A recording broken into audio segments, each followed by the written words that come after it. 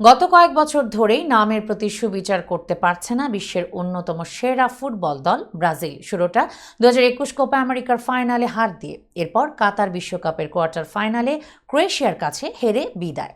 এবার 2024 কোপাতেও একই পরিণতি, বারবার একই রকম ব্যর্থতায় ব্রাজিলের ফুটবল নিয়ে প্রশ্ন উঠছে। তবে কোচ দরিভাল জুনিয়র আরও সময় চাইলেন। রোববার কোয়ার্টার ফাইনালে নির্ধারিত সময়ের খেলা শেষ হয় গোলশূন্য সমতায়। এরপর টাই ব্রেকারে 4-2 গোলে জেতে উরুগুয়ে। ম্যাচ পরবর্তী সংবাদ সম্মেলনে দরিবাল বলেন, সাধারণভাবে যখন একটি দল আপনি তৈরি করছেন তখন বিভিন্ন সমস্যার সম্মুখীন হন।